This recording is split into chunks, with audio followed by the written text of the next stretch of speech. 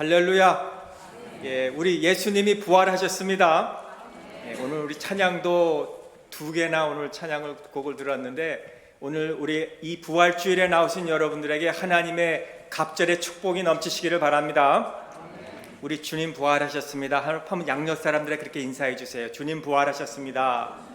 주님 부활하셨습니다. 갑절의 축복을 받으세요. 왜 그건 안 하십니까? 혼자 받으시고 싶어요. 우리 기독교는 부활의 종교입니다. 이 부활은 어떤 나의 감정에 의해서 우리가 믿는 게 아니라 어떤 근본적인 사실에 입증돼서 우리에게 전해진 거예요. 신화도 아닙니다. It's not a myth. 어떤 추측으로 스페큘레이션도 아닙니다. 이거는 사실입니다. 이 부활은 만일 사실이 아니었다면, 그냥 사람이 생각해서 아니면 누가 제자들이 어떤 사도들이 만들어내서 기록한 것이라면 벌써 이미 1세기 때에 벌써 다 그것이 거짓이라는 것이 증명이 되고 오늘까지 우리에게 전해오지 않았을 거예요. 역사적 사건이었고 진실이었고, 그때 당시 로마 문화 속에서 또 어거스틴화 시대에 또 이어서 계몽 시대에 오늘 우리에까지 이 부활이라는 이 사실은 우리에게 입증된 증거가 있다 이겁니다. 사도행전 26장 21절에 보니까 사도 바울이 그 당시 아그리빠 왕이 있었는데 아그리빠 왕에게 이렇게 말했습니다. 왕께서는 이 일을 아시기로. 왕도 이 일을 아십니다. 내가 왕께 담대히 지금 말하는데 이 일이 하나라도 아시지 못함이 없는 줄을 믿나이다. 이 일은 한쪽 구석에서 행한 것이 아니니이다.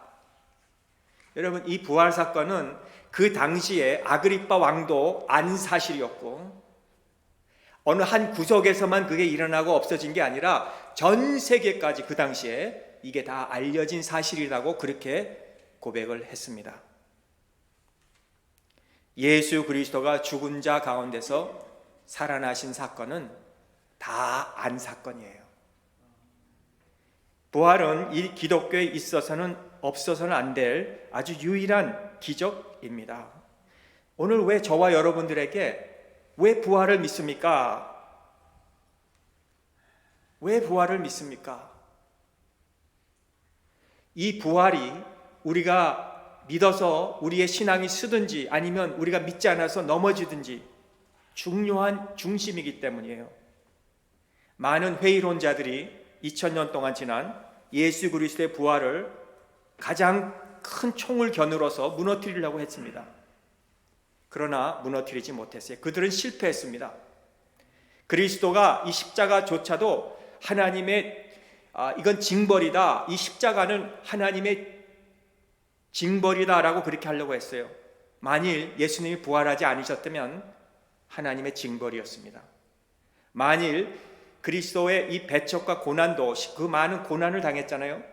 주님의 고난과 이 모든 수모와 그런 모든 이 어려움들이 만일 부활하지 않으셨다면 그건 하나님의 심판이었습니다. 그러나 예수님이 부활하심으로 말미암아 그 당하신 모든 고난과 십자가에 달려 죽으심은 이 부활로 말미암아 바로 예수님이 진짜 하나님의 아들로서 우리 인류를 위해서 고난을 받으심으로 우리가 고난받지 않고, 주님이 십자가에서 피 흘리심으로 우리가 대신 죽어야 되는 것을 주님이 죽어주심으로 우리의 죄를 용서해 주시고, 주님이 다시 살아나심으로 우리도 함께 살아날 수 있다는 것을 증명해 준 거예요. 오늘 저희는 오늘 이 말씀을 부활주를 맞이해서 이 부활의 사실과 진실이라는 제목으로 첫 번째, 만일 부활이 없었다면 전파되는 것이 헛것이요, 이렇게 바울이 말하고 있습니다. 바울이 뭘 전파했습니까? 또 이 전파라는 것이 무엇입니까? 단순히 그냥 강단에 서서 내가 하나님의 말씀을 그냥 지금 전합니다 그랬습니까? 그게 전하는 것입니까? 전파하는 것이 무엇입니까? 사도들과 제자들과 예수 믿는 사람들이 곳곳에 가서 뭘 전했습니까? 내용을 전했어요. 그 내용이 뭡니까? What was that central message? 예수님이 죽으신 후에 부활하셨습니다. 그걸 전했어요. 그걸 전파했다는 거예요. 사도들은 부활하신 주님을 만났고, 그리고 그들과 함께 계셨고, 주님이 나타나셔서 너희들의 가운데 먹을 것이 없느냐 했을 때 구운 생선 한 토막이를 내드리니까 주님이 그 구운 한 토막이 생선을 잡수셨고, 누가복음 24장 39절에 내 손과 발을 보고 나인 줄 알라, 또 나를 만져보라, 영은 살과 뼈가 없으되 너는 너희 보는 바와 같이 나는 있느니라. 그들 앞에 보여줬어요.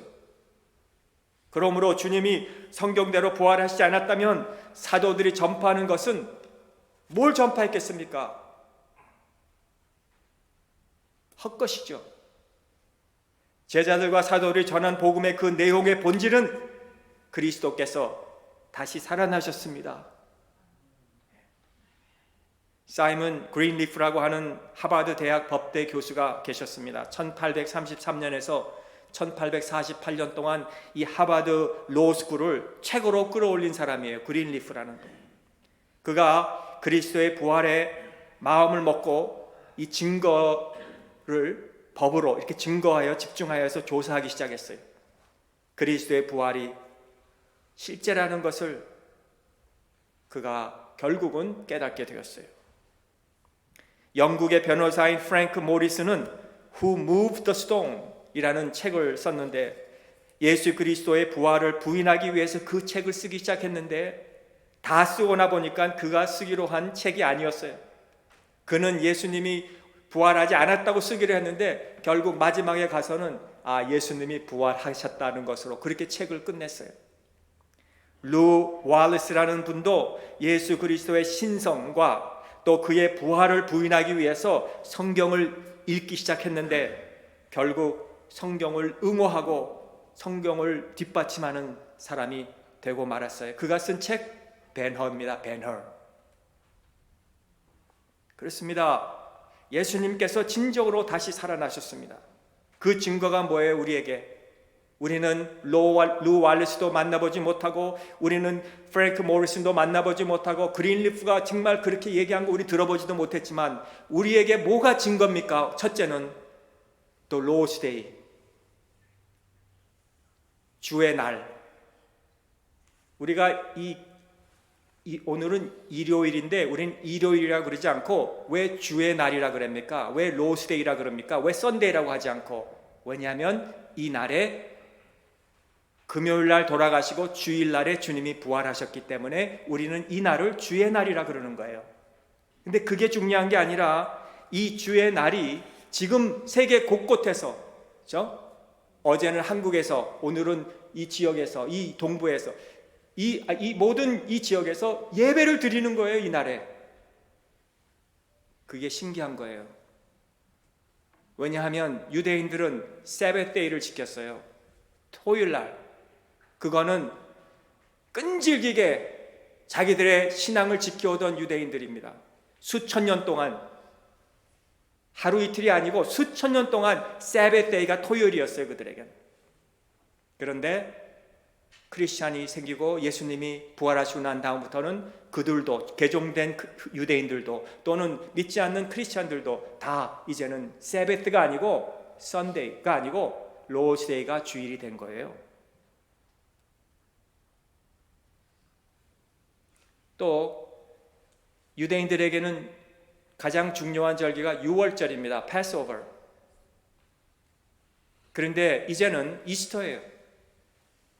그들은 패스오버 절기를 지키는 게 아니라 크리스찬들은 이스터를 지키는 거예요.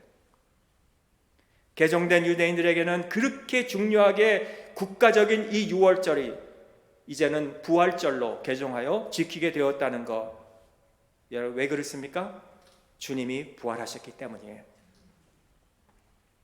초대교회를 보면은 부활을 더 확실하게 증거하고 있습니다. 그들의 성찬식, 오늘도 이 성찬식으로 하지만 초대교회의 성찬식을 또 그 당시에 많은 그 크리스찬들이 숨어 다니면서 생활했던 그 굴 같은 곳에 보면, 카타쿰이나 이런 데 가보면 그들의 미술, 주님이 부활하신 그 그림들이, 그 미술들이 거기에 있고요. 또 우리 기독교인들이 부르는 많은 찬송 중에서 이 주님이 살아나셨다는 그 찬송의 가사들이 찬송가에도 있고요. 더 나가서 교회가 있어요. 교회와 부활을 우리가 연결하지 못할 때가 있습니다. 그러나 이 교회는 이 지구상에서 놀랍게도 많은 핍박, 문을 닫고 불사르고 믿는 자들의 신앙 서적들을 다 불태우고 잡아 죽이기도 했지만은 지금도 교회가 존재하고 있다는 거예요. 그렇습니다. 이 부활의 사건은 이미 오래전부터 예언된 사건이지만, 이 부활의 사건은 제자들의 눈에도 똑바로 본 바가 되었고, 그리고 그 증언한 부활의 사건은 수많은 사람들을 변화시키게 되었고, 만일 가정해요, 우리가 이 부활이 없었는데 제자들이 이 부활 사건을 거짓말로 꾸며서 만들어낸 이야기다.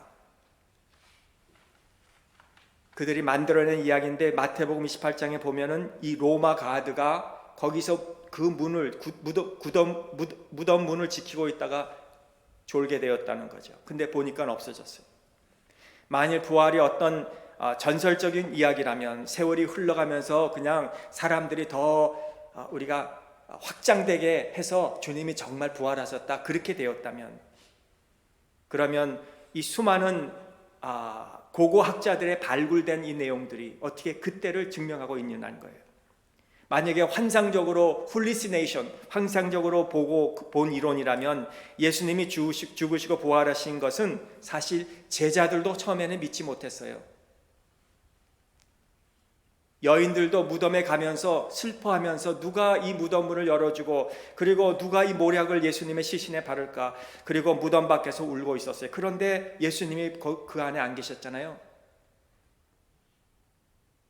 엠마오로 내려가던 두 제자가 낙심하고 내려갔다가 이스라엘 구원하실 자가 힘없이 십자가에 못 박혀 죽으셨기 때문에 그렇게 낙심했다가, 다락방에서 숨어있던 제자들이 그렇게 두려워 숨어있다가, 그들은 예수님이 죽으시고 다시 부활하신 줄을 몰랐지만, 그러나 주님을 만난 다음에는 한두 명이 아니라 500여 명이 함께, 오늘 우리 교회가 몇 배로 되는 그 무리가 한꺼번에 한순간에 부활하신 주님을 봤다면 그거보다 더 분명한 부활이 어디 있겠습니까? 만일 주님이 부활하시지 않으셨다면 우리의 믿음이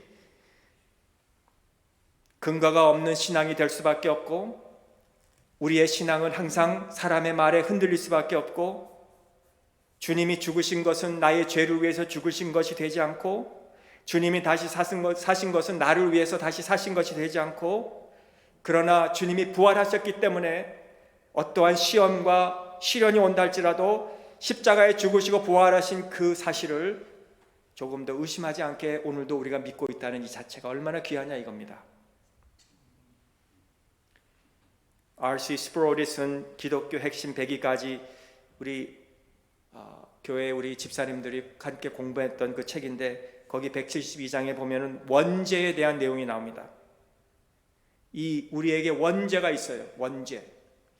사람들은 우리가 원죄가 뭔지도 몰라요. 오리지널 신이란 것을 몰라요. 그냥 내가 죄를 지면 죄를 진 사람인 줄 알아요. 그러나 아닙니다. 우리 모두에게는 원죄란 게 있습니다. 스프라울은 이렇게 얘기하죠. 흔히들 사람은 근본적으로 선하다 이야기한다.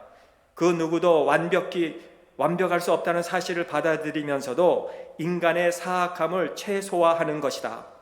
그러나 사람이 선하다면 왜 죄가 만연할 것인가? 성경은 아담과 하와가 죄를 지었다고 분명히 가르친다. 따라서 모든 사람은 악하고 부패한 분성을 가지고 태어난다는 것도 성경은 가르친다. 그것을 원죄라고 한다. 그러므로 죄를 지었기 때문에 죄인이 아니라 죄인이기 때문에 죄를 진다. 그렇게 설명을 했어요. 그렇다면 우리 첫 아담과 이브가, 첫 사람인 아담과 이브가 죄를 지었기 때문에 그 모든 우리에게까지 이 죄가 있다면 누가 이 죄를 우리 구원해 줄 수 있냐는 거예요. 우리가 죄를 짓지 않는 자라 할지라도 아담 안에 있는 우리 모두는 죄를 진 자고, 그러나 두 번째 아담이신 예수 그리스도가, 그를 믿는 모든 자가 그와 함께 된 자예요. 우리는 아담과 함께 되지 않았지만 아담 때문에 우리가 함께 된 거예요. 죄가 있는 거예요. 우리는 죄 짓지 않았다고 생각하지만, 그러나 아담의 원죄가 우리에게 있는 것 같이 우리가 예수님의 함께 있는 자는 예수님이 죽으시고 부활하심으로 말미암아 우리의 죄도 용서받고 우리도 주님과 함께 부활할 수 있게 된다 이거예요. 아멘. 만일 부활이 없었다면 이 사실이 이루어지지 않는 거예요. 우리 원죄가 아직도 있는 거예요, 우리에게는. 그러나 예수님이 죽으셨고 예수님이 부활하셨기 때문에 우리도 죄를 해결받고 우리도 주님과 함께 부활할 수 있게 된 겁니다.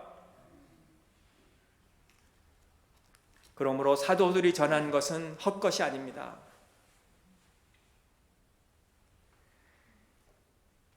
오늘 이렇게 이 부활의 사실과 진실을 우리가 믿고 있다는 증거들이 있습니다. 저는 오늘 그거를 짧게 세 가지만 말씀드리려고 해요. 그리고 마치려고 합니다. 첫째는 우리에게 기쁨이 있어요. 부활을 믿는 자는 기쁨이 있습니다. 왜 기쁨이 있습니까? 오늘 장로님이 기도해 주셨듯이 우리에게는 사랑을 확증하기 때문에, 하나님의 사랑을 확증하기 때문에. 마리아가 무덤 앞에서 울었어요. 슬퍼했어요.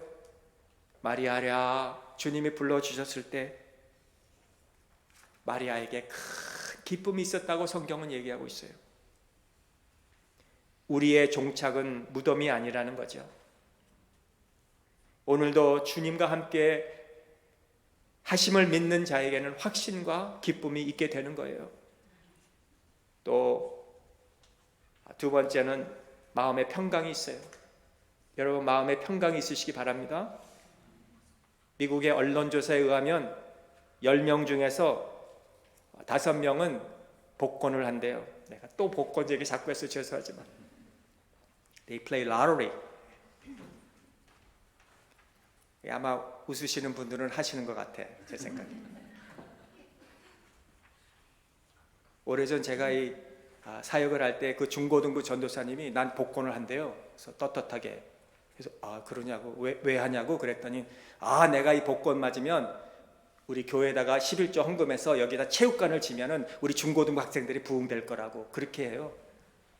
그래서 처음에는 타당하구나, 이유도 좋네 했지만은 하나님이 그 11조를 정말 기뻐하실까? $10,000,000 받은 사람 70명을 조사해 봤는데 80%가 불행하다고 그렇게 나왔어요. 복권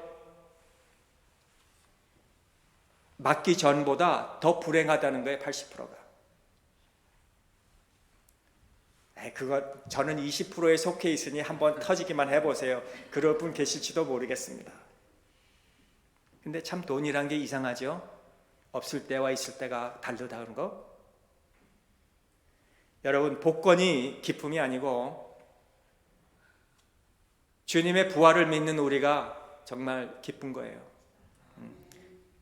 오늘 이 부활의 복은 불안이 아니고 만족이고 기쁨, 이러한 기쁨과 평강이 여러분들에게 있으시기를 바랍니다. 주님의 평강은 함께 주님과 있기 때문에 평강한 거예요. 우리가 어디를 가면 혼자 가는 것 같지만 주님이 우리와 함께 있는 거예요. 그 평안이라는 그 단어의 뜻이 함께 주님과 묶여 있다, 그런 뜻 아닙니까?